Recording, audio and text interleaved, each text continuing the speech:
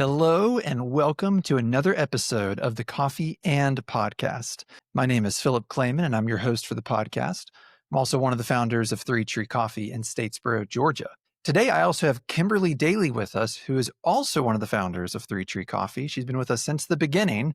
And this is kind of a special episode because this month at Three Tree, we are celebrating 10 years of being open, a decade, which is crazy to think about. And so to celebrate, we're doing a lot of Survivor-themed things. So around the shop, you'll see the shop decked out looking like Survivor. We're going to have some Survivor a specialty drink, a new coffee blend specifically around Survivor, and even some fun video series about Survivor as well. So be looking out for those. I'm not saying who's Jeff Probst, but I'm Jeff Probst, and it's pretty great. So they're awesome videos. Look out for those. So we're having a good time celebrating 10 years and surviving 10 years at Three Tree Coffee. So for this podcast, we thought it'd be fun to kind of flip the script a little bit. Kimberly is actually going to be the host, where she's going to be asking me questions about our time at Three Tree. And I hope she'll be chiming in with maybe some of her own stories as well over that period of time also. So we're super pumped to get started. And Kimberly, I'm going to pass it on to you. Sweet. Well, thanks for having me and allowing me to interview you. So I know that we have talked about this on a podcast before, but for a lot of new listeners, you and I met back when we were living in Athens all together. My husband and Philip's wife, Anna, the four of us would get together and drink coffee at Two-Story Coffee House. Shout out. And this is a different two-story. There's a two-story now in Statesboro, which we love. Way to go, Two-Story. Absolutely. But this is actually a different one that was up in Athens back then. No longer exists, unfortunately, but it was the best coffee in Athens at the time. And so we would hang out with the Klaymans. They were working there at the time, and now we're all here, and we've been here for a little over 10 years, and it's super hard to believe that we've been friends for longer than 10 years, but also that our coffee shop has been open for 10 years. So to start things off, I wanted to ask you, what is your favorite coffee drink, and how has your coffee taste changed since you were working at Two-Story to now? Wow, that's a great question. And it's worth noting that I did not get to see these questions up front. We just thought that would be fun. Now that I'm on the podcast, it doesn't sound that fun. So I'm going to be surprised with these questions. Thankfully, this is a very easy one. My drink of choice, I really like black coffee. One of the biggest changes I've seen in my taste over time, when I first started working at Two-Story Coffee Shop up in Athens, I didn't even like coffee. So I was getting like mochas with extra chocolate, frozen frappuccinos. Also delicious. I mean, not bad and no judgment there, but I didn't really like the coffee flavor. So I wanted other flavors with it. Of course, over time, the more you drink it, the more you start to enjoy it on its own. And you really start to notice those nuanced flavors. I didn't notice those at first. And so that's something I always encourage people with is it takes time, right? It takes kind of training your palate to notice those differences. The biggest shift I've seen in my drinking and what I appreciate is more and more and more, I like high acidity. And when I first started drinking black coffee, I usually didn't like high acidity. And when I say acidity, I'm talking about like the tingle on the side of your tongue. And think about like citrusy, fruity acids, right? I found those strange in a cup of coffee and kind of off-putting. But now, and I know you know this, and Michaela, our lead roaster, knows this, I love just really bright, zingy coffees, really clean coffees. I used to like denser, but now I like them really clean. I don't want them to kind of last on my tongue too long. So I think that's just a personal preference thing, but it has been interesting to see that change over time. And of course, my milk drinks have gone less and less milk over time. Lattes, cappuccinos, cortados. And I never thought I'd be a straight espresso person. I can drink it and I can appreciate it, but it really has only been in the past year or two where I now genuinely enjoy it. Like I just want espresso. So that's weird. That's a new development in my life with coffee. That is weird. I remember like when I first got into specialty coffee and tasting just straight espresso that tasted like blueberries for the first time and just like blew my mind. And since then, getting to also like update my palate and refine my palate and learning all the nuances of it. It's really fun just going through like coffee cuppings over the last 10 years and getting to see the changes. And like, I'll say something about it tastes like, toffee or grapefruit or whatever. And like, if it's kind of a similar thing around the table, it's always cool just to see how we develop in a craft that we really love. And people, we've had this happen before where sometimes there's different opinions around the table. Mhm. Usually there's some commonalities. Mhm. It has been fun to really see that. And it's funny, I feel like a lot of people's stories, mine as well, was kind of that first blueberry explosion Yeah. coffee, right? Mhm. Which is funny because I feel like I haven't had a blueberry flavored coffee I was literally just thinking the same thing. in a time. Yeah, Yeah. which we haven't really had in Ethiopian, which that blueberry coffee was from Ethiopia. And I haven't tried an Ethiopian coffee in quite some time, so Yeah. No, I fair. don't know. Same. But we have had some really, really fun experiences with drinking coffee. So you got into coffee at Two Story, but with the development of Three Tree, I'm curious to know with our mission statement, we're empowering the farmer, we're ending human trafficking, and we're engaging the community. I'm kind of interested to know how you and Anna came up with that mission statement, and why it's important to you guys. Yeah. No, I appreciate you asking this. And I think some of our listeners have probably heard parts of these stories before.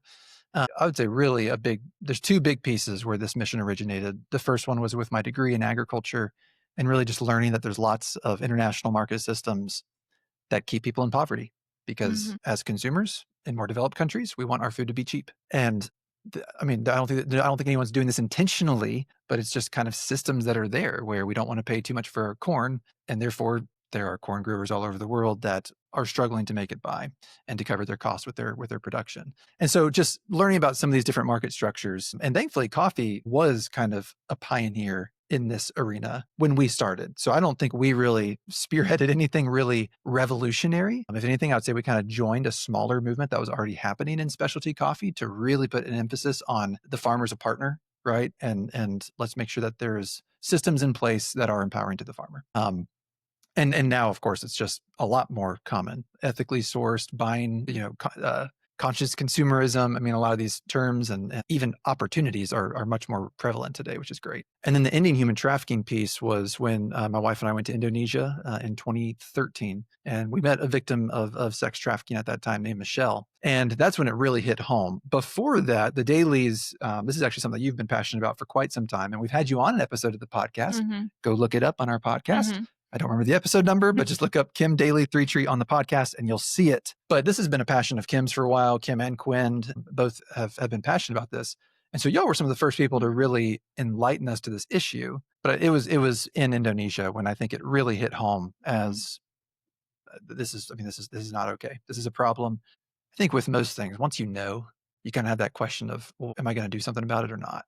And so we didn't know it was going to be coffee. We just knew we need to do something about this. In terms of like the threefold mission and the actual naming of that mission, it's kind of more of a slapstick story. I was hanging out with my dad one day and we were talking about, well, what if we used coffee to end human trafficking? What if that was the product or the platform we used for that mission? And I joked like, well, I worked at Two Story, so what's the step up from that? Three Tree. Yeah, three, right? Three something. And one of us said Three Tree and it just stuck. And we both were kind of laughing, but then we kind of looked at each other like, that sounded right. Like that sounded good, And it was actually kind of out of that we said, well, everything we want to do with coffee actually is kind of centered around these three different things. And they're different and yet they're connected. Three Tree.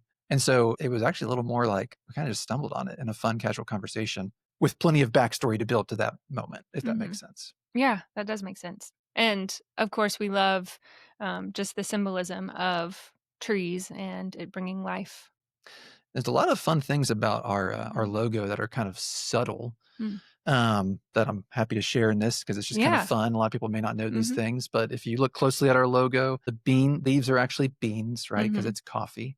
But then the leaves are actually brown and the trunk is green. And that's kind of alluding to well, I'm a Christian, I'm a believer. And so kind of the backwardsness of the kingdom of God. Jesus had some phrases saying the first will be last and the last will be first. And so we just kind of thought it was neat that the tree was inversed, that the trunk was green and the leaves were brown, just to kind of show that difference. Also, our first rendition of the logo it was a rougher sketch, and it actually wasn't perfectly symmetrical. There were parts that were kind of like a little off than other parts, and we kind of like that too, like those sort of imperfections that are such Hmm. a part of life, Hmm. right? That no one's perfect, nothing's perfect in this world, at least in life. And so there's just little things with our logo that are kind of fun to allude to there. Yeah, definitely. I think our logo is really fun. So thanks for sharing that. I had forgotten about the inverse colors. A lot of times you see our logo now and it's just one color. Mhm. So you don't actually get to see the full color logo, but it is out there. So go check it out. Mm. So going along the lines of the ending human trafficking, we have raised almost $43,000 in the last 10 years Mm. to go toward ending human trafficking, which is a huge accomplishment. Thinking back on just how, we all started, well, you and Anna really started the business, and Quinn and I jumped on pretty early on, but y'all really had the vision at the beginning. So how else has Three Tree made a difference other than the money that we've been able to raise and give, which has made a huge difference in a lot of safe houses and just different organizations that we've gotten to partner with. But for you, how do you think Three Tree has made a difference? Yeah, I mean, the money is amazing. I mean, Mhm. it's kind of wild to think that we've made that much of an impact over time. Mm. And no one else knows this. You know this. It has been exponential. So much of that giving has been in just the past 2 to 3 years, right? Mhm. I mean, so I share that because it's kind of exciting. Like if I Yeah. look ahead 10 more years, it Mm. seems like it's just going to continue to snowball. But other ways beyond that, I would say two things. The first one is just awareness. Because we're in a university town with Georgia Southern University in Statesboro, I think we've been able to bring a lot of awareness to the younger generation, to students. We've gotten to speak at different classes. I've had students tell me that they first heard about this issue through Three Tree, but then Mhm. learned about it more in their studies. So just the ability to raise awareness is super neat. That's why we started this podcast, was to do Mhm. that. And I see that happening. I think I think that for me, one that's just been so exciting has been Mhm. our staff. I mean, which is so funny because it's not like when we were starting this, the focus was so on the mission. And of course, we knew we needed staff and we wanted it to be a great work environment. But over time, I think that really has become, to me, some of the most powerful impact we can Mhm. have because it's the most connected we are with actual people. And giving money is good and raising awareness is good. And Mhm. of course, we build connections and relationships with our customers. But we've had numerous staff members come through our organization and at the end of it say something like, this gave me so much hope to live Mhm. with my own mission or my own Mm. purpose. Or this really set the tone for how I want to address this issue that I see in the world. So just to see our staff empowered, like Mhm. I guess to see a culture where we're not just going to do it for money, we're not just going to Mhm. do it because it's cool or Mhm. because we just want the best coffee. We like good coffee, but using this platform to try and make a difference and then a lot of our staff gleaning that and saying, how can I use my life to make a difference? Amazing. If you're a past employee and you've ever written us a letter, I still have it in my bedside drawer. Kind of weird. But like, I mean, seriously, it means so much to me when our staff say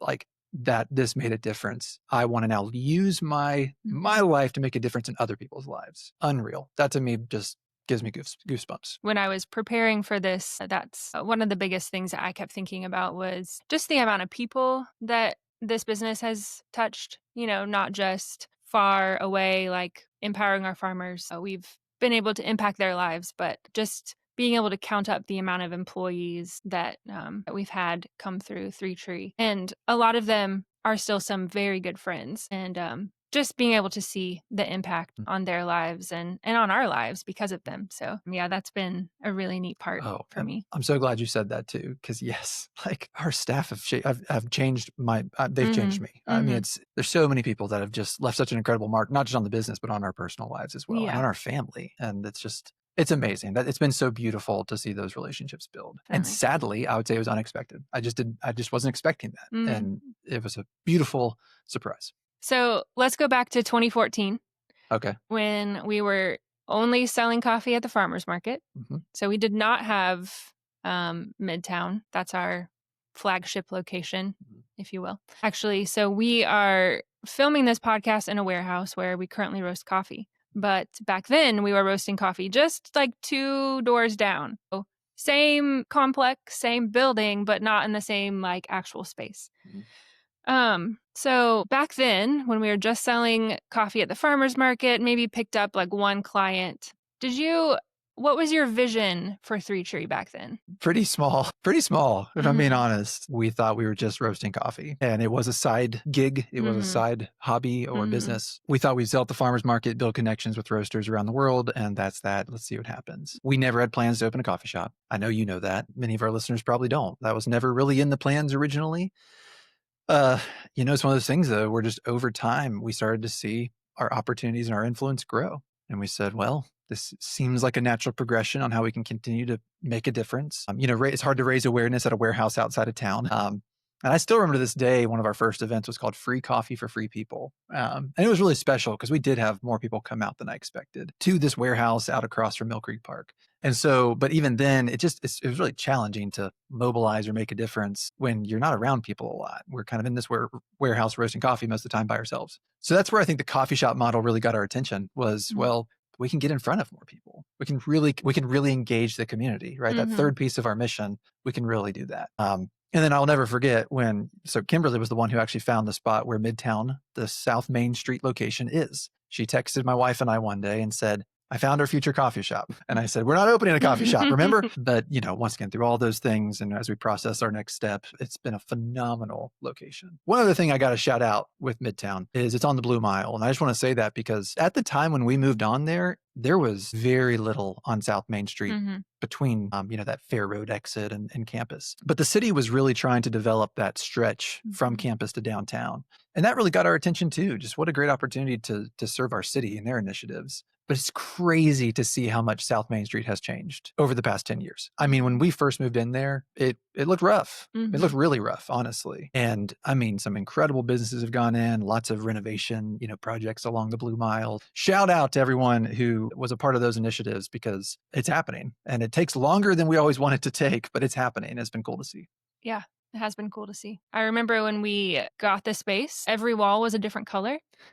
In there. There was like bright purple furniture in our tree house, which is our upstairs like loft seating area. It's been cool just to see the change that space has taken over the last 10 years. And we moved our roaster from the space down here to there. That's when we started brunch. And then we've moved the roaster back this direction just to expand that side a little bit more. But since then. And I just got to remind us, there was a big purple fuzzy chair upstairs. When we took over this coffee shop space, it came with the most psychedelic purple fuzzy chair you've ever seen. And yeah, all the walls were different colors. It was a very eclectic space.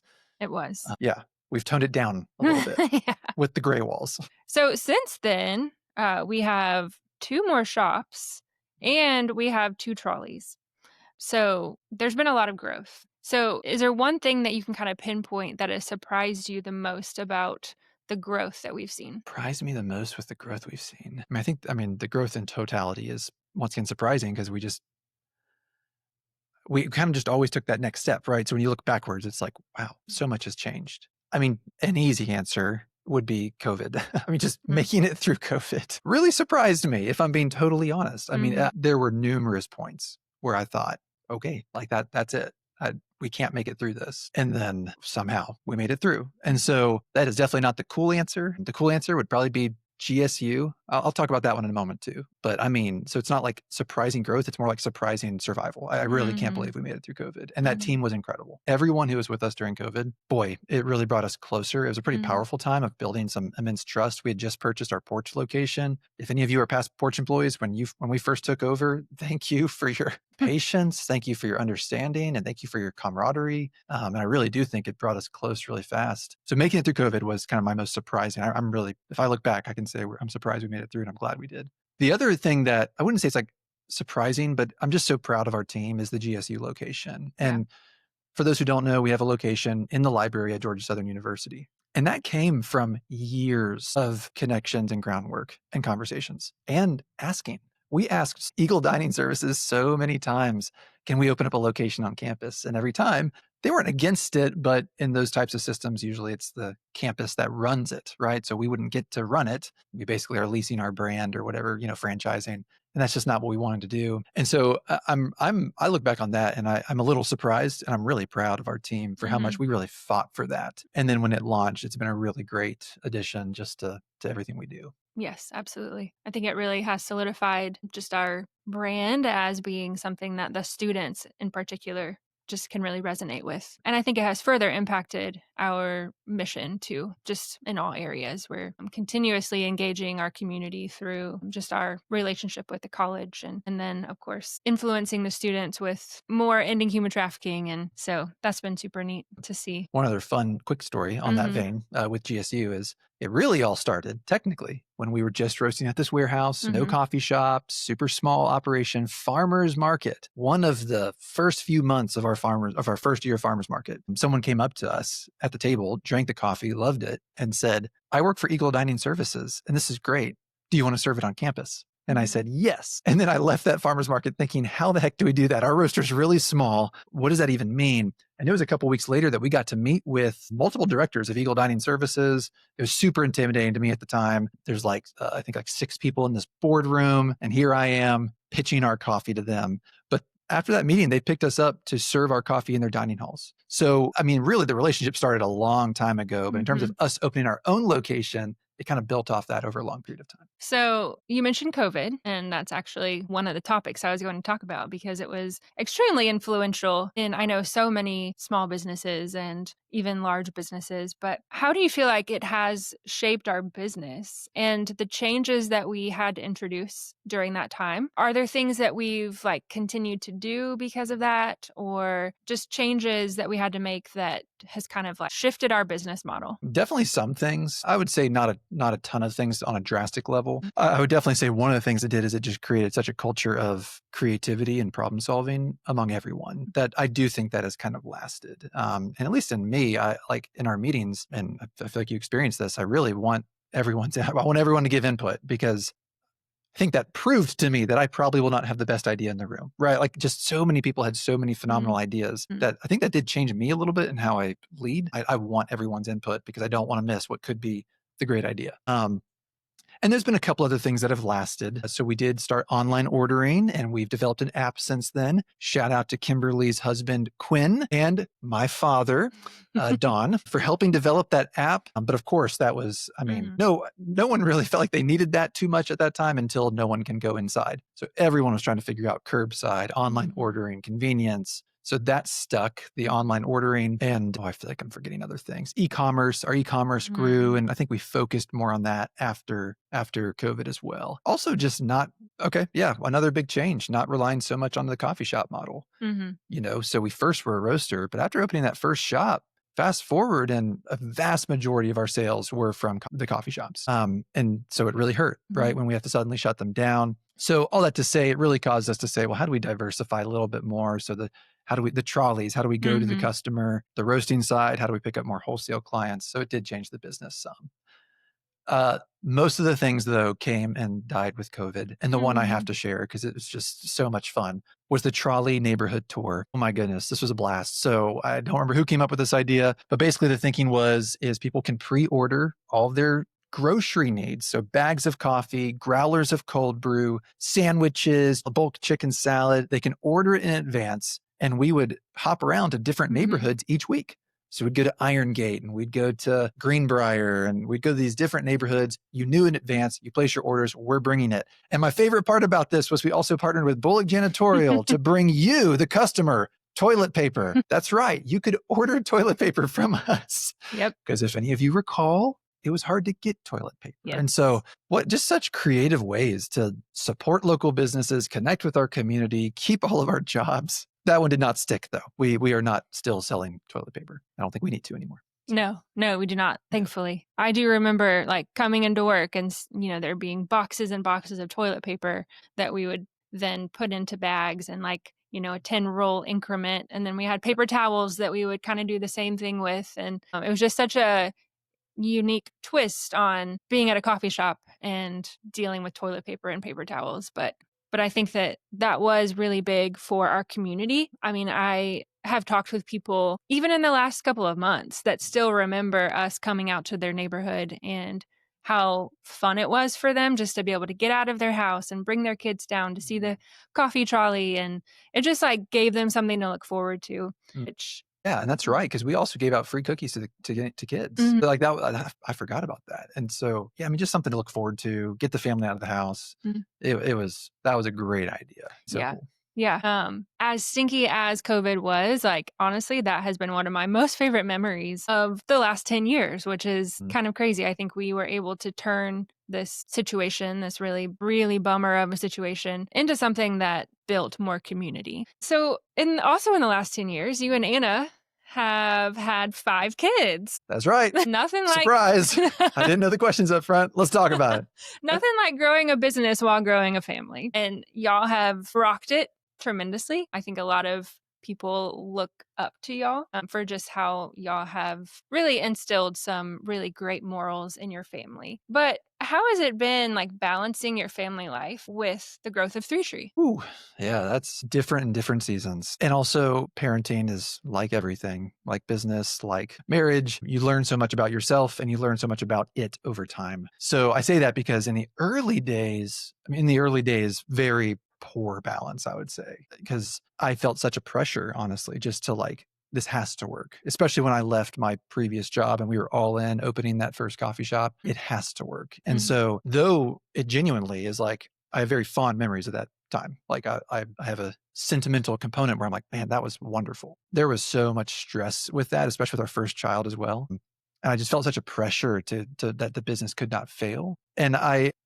this has never been expressly said, but I wonder how much that was to the detriment of me not being as present at home. I would say that was really felt with child 2 and 3. And we used to be open on Sundays. We ended up closing on Sundays. I think that was a really good move. And that was a powerful shift, honestly, for personally having that work-life balance to Mhm. really still be present at home and be present in the business, right? Both in a way need that. So that was a really good shift. And then I think we also finally kind of reached a point of scale where that could be crafted better. And if anyone's looking to do entrepreneurship, I mean, there just is that first few years of digging. So what I do now is when people ask me about new businesses, I just preface that up front and say, are you and your spouse or are you and your partner on the same page with that? Because Mhm. as long as everyone's on the same page that it's going to be a lot of sacrifice in those first few years, great. Then just know what you're signing up for. So there's no resentment. I mean, Ann and I have talked a ton about all of this. And so at no point has there been any resentment or deep issues. But I really do think 2018, 2019 is what I'd call kind of the shift into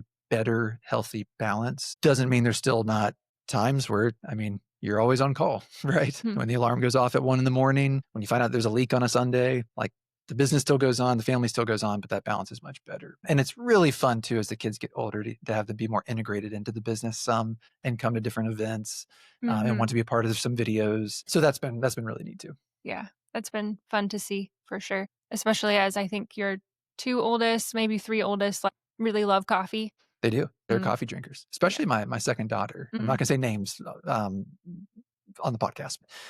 Yeah, she's a coffee drinker, and Mhm. she's got it too. She can taste some of the differences, the nuances. Mm, It's they all like coffee. It's fun. that's super cool. Mm. Yeah, so at some point, you used to work on bar a lot, sling and spro, as we say. As they say. So when was that shift where you stopped working on bar as much, and do you miss it? Oh, yes, easy. And I think that's kind of one of like the challenges is I really enjoy everything. So like as it grows, I've really had to learn how to let go, Mhm. learn how to pick and choose not what I enjoy most, where do I bring the most value? So that's been a big personal journey of mine is to learn some of that because absolutely I miss it. And literally just a few weeks ago from the time of this recording, I worked at our porch location a few times. Mhm. And it was just to cover during a time where it was super busy and I loved it. I mean, it was so much fun slinging spro and talking with customers and connecting with staff, Mhm. a little more camaraderie, right? Because I guess now I'm the boss. So just even connecting with staff at the bar level, it was just so much fun. So I miss it a ton. I miss it a ton. In terms of like that transition, I think it's just over time as we grew, it just became obvious I just can't sustain that pace. And as we grow, you get more challenges, you get more opportunities, and I found it really hard to focus on the things I should be focusing on. I'd find that our communication was poor, stuff would stay broken. So I think that was kind of my turning point of like I need to focus on these other things. I can't always be on bar. And we ended up hiring a manager. I think Jamie was our first manager. And I I'm think so too. and I don't remember the exact title, but let's just say Jamie was the first manager. For those who remember Jamie, who used to work with us a while back, she's one of the what I call the Fantastic Four, the Mhm. first 4 people that they started out as interns roasting with us, and Mhm. when we opened the shop, they became our first 4 baristas: Wesley, Jamie, Chris, and Marissa, the Fantastic Four. So Jamie ended up being a manager at one point. And then of course we've had plenty of other managers that maybe had a more formal title, and the responsibilities have changed so much over time. But that was a really healthy transition. and for me to learn how to delegate. And of course, she handled it great and she did a great job. Oh, So yeah. yeah, it's kind of probably about a year and a half to 2 years in. I'd say is Mhm. probably when that shift happened, maybe a year and a half. So yeah. So we had our grand opening in the fall and it was on a Saturday night. We were slammed. It was a huge success. I remember, we were just all so excited afterwards. At that time, actually, my husband and I lived with the Claymans. We shared a house for a year, which was a blast. And that's when we had our first child. Yes, So yeah. y'all So were a big help. a lot of life changes went on in that house, but I remember going home that night and we were just like reminiscing and talking about it and everything. At that time, we were open on Sundays. And I woke up the next morning and I was like, we should all go out for breakfast. I was like, wait a minute, like we're open. We're not closed. No Like longer free. that wasn't just like a one-hit wonder thing. Like this is our life now and we're going to be doing this every single day and that's been amazing, but that's as weird as it is. Like that's kind of one of my most favorite memories, like looking back. So for you, do you have any like most favorite memories that you can kind Ooh. of when I share that, like what is like the first some of the first things that pop into your mind? Yeah, there's a list. I mean, I don't even know which one's the favorite. Definitely, I mean, grand open night was just unreal. Mhm. The community came out in so much support, and I was genuinely shocked. Like, I remember being like, "Oh my gosh, people actually want to come here?" I Mhm. was like, that surprised me. And we had so many people message us later and say, "I didn't even come because I couldn't get in the parking lot." So that was unreal. I'm just gonna share memories. I don't know which one's my favorite or whatever. Current baristas don't take note of this. Playing board games on Sundays because we're waiting for people to come in. I remember playing board games with one of our employees because we're like, well, I mean, everything's clean and no one's here. So what do we do? Mhm. Which of course is terrifying at the same time. That sounds wonderful, but it's scary, right? Mhm. Like no one's coming in. We're not getting sales. So that's a memory. Free coffee for free people, which was the event at the roasting warehouse to raise awareness about Indian human trafficking. That was so powerful in my mind. Our first trolley event stands out to me. Latte art throwdowns with our staff. One time we went out to Perk. We've done some stuff with Origin. We've done things in-house. So latte art throwdowns, Mhm. some phenomenal Super fun. memories with staff in that regard. Obviously, the COVID journey. A fond memory I have that's coming to mind is my kids have done the porch vendor market quite a few times. Mm. The porch location does different vendor market events, and my kids have gone and sold some of their fun handcrafted things. That was awesome. I mean, that was super fun. I remember the first delivery we made to the porch, and thinking this is when we didn't own it yet. We didn't buy that location yet. We were the roasting provider, and I remember I took my kids with me to make that delivery of coffee. And I remember thinking, this is a really cool place. Like, that would be awesome if we had a location like this someday. Fast forward and we ended up purchasing it. So, I mean, so many layers. And then, of course, recently, I mean, there are survivor videos that are dropping as we speak. And those Mhm. were so much fun Mhm. to brainstorm together and film together. Oh, and I'll end it with this because I could go on forever. Coffee conferences with our leaders. Mhm. Oh, man. Taking our leaders to coffee conferences, some of my favorite memories. Just to have a blast, get super caffeinated. You don't sleep when you go to these sorts of conferences. Like, Mm-mm. you just lay awake at night, just staring up at the ceiling. Like, what do I do now? Because you're drinking so much coffee. But those are so much fun to do as well. I mean, so many layers. Oh my goodness. The first time we wrote a check to Theros Place, when Theros Place first opened, Theros Place is a safe house and pooler. They've only been open for 2 or 3 years at this point. And I remember for so long, we were like, we're given to this mission, and we're supporting other nonprofits that are associated with human trafficking, but they're not Mhm. directly addressing human trafficking. And so Theros Place is the first safe house that opened remotely in our area that Mhm. really hones in on that specific issue. So them opening and us writing our first check to them was Mhm. super rewarding. Mm. Boy, I could go on. There's lots Mhm. of great memories. Mm. Yep. Yep. Cool. I was just remembering a moment ago about winning best business or best small business of the year in Bullitt County Yeah. in 2024. And I think that's really just such a testament to our team and how much hard work and just personality that we have, as a business in Bullitt County. I think it's just we value treating our customers right and treating our employees right. They become like family, Mhm. like there are so many customers that we have that like literally we watched like, guy and girl dating and then they get married and then now they have kids and it's just like this generational thing that is happening at Three Tree and that's just been really cool to Yeah. see and witness and then now to reflect on. and Yeah. to reflect over the last 10 years is really remarkable. It's so true. I mean, most of my good friends in Statesboro started out as customers at the coffee shop. Mhm. So, I mean, just incredible memories there. One more that comes to mind with our customers is our soft open brunch in 2017 up in the treehouse. That was fun. We had a couple families come Mhm. out and try some of our brunch menu That's right. ideas. Yeah, I mean, connecting with the community, connecting with our staff. So many fond memories. Yep.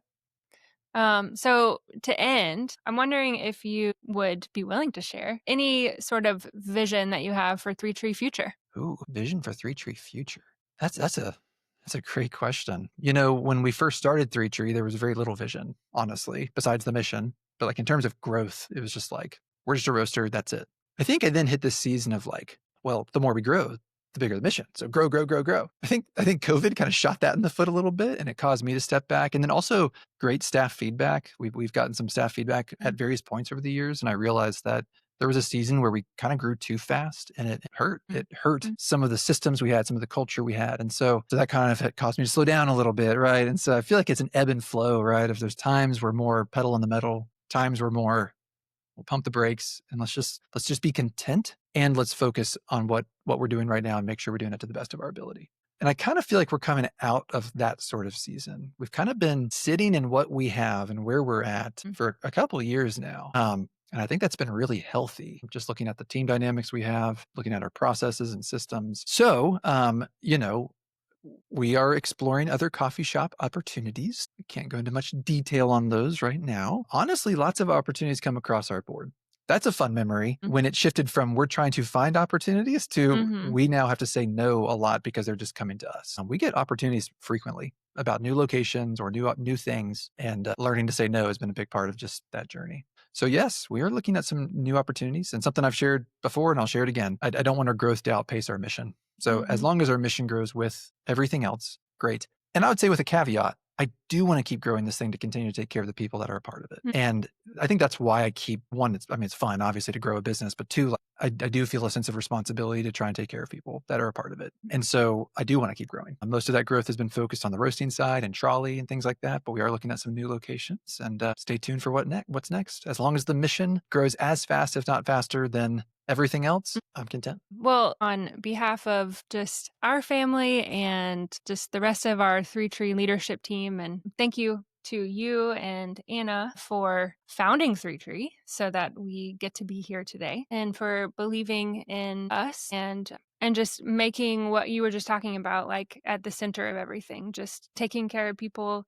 We have felt very loved and empowered and taken care of, and it has been such an integral part of the last 10 years of our life, and I can't imagine it without it. So thank you for caring so much, and also for just being excited for growth and fun and all the things. So I guess that's all the questions I have for you today. Yeah. Well, thank you so much for asking the questions and for Hmm. sharing that. I want to give a couple shout outs. I mean, as I'm reminiscing, I'm getting a little nostalgic, maybe a little emotional. Okay, Jeff. Jeff Probst here. Watch the Survivor videos if you don't know what that's talking about. Golly, we've mentioned our staff. Thank you so much to our staff. Staff of the past, staff current. Y'all are really incredible. And I take it seriously that you trust us and that you trust this organization to work for it. And so I'm super grateful for you. Our amazing customers, especially those regulars, those loyalty people. I mean, y'all, you're the reason. You're the reason this whole thing is working is because you're willing to shop with us. And so we're just so grateful for that. We've had investors over the years, angel Mhm. investors that gave us loans early on, Mhm. that we paid back those loans, and it's been years now. And some of those, they were tiny. They were really, Mhm. when we're talking business, they were small. I wish we'd gotten more money up front because that would have made things probably a little bit easier. I mean, some of those loans up front from those angel investors, this would not have happened without you. And you risked your money to see this through. And then, of course, other investors that Mhm. have bought into the business. I'm just so grateful for each of you trusting me, trusting Three Tree. It just means a ton. We've had interns over the years that just helped. And that's how the Fantastic Four started. They Mhm. literally came and were like, we just want to learn about coffee, drink coffee, and help out. Didn't get paid for it at that time. Of course, Mhm. when we hired them, they started getting paid. But so we've had amazing interns that have made a huge difference in our organization as well. And I mean, the list could go on. And then there's just the community in general. It's just been amazing to see this all go through. And I'm filled with gratitude. Same. I forget what I'm supposed to say. Thank you. What do I say? I don't know. How do you round it out? You could just say, well, Thank you to everyone for listening, and thank you for helping us cultivate freedom. Thank you to everyone listening, and thank you for helping us cultivate freedom. Nice. That's a wrap. We should put that whole thing in. That would be super fun.